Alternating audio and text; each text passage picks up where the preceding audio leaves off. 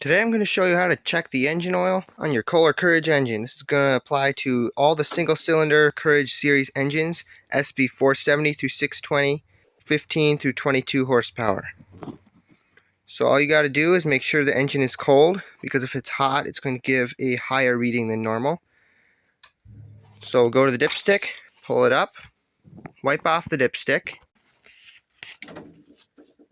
reinsert it all the way down, and remove it, and inspect your level. Now it should be on the perforated marks between there, low, and there, full. And you can see it's right there on the full mark. So you want it in that range right there. If it's below, you need to add till it's in this safe range right here. Then just reinsert the dipstick, and you're done.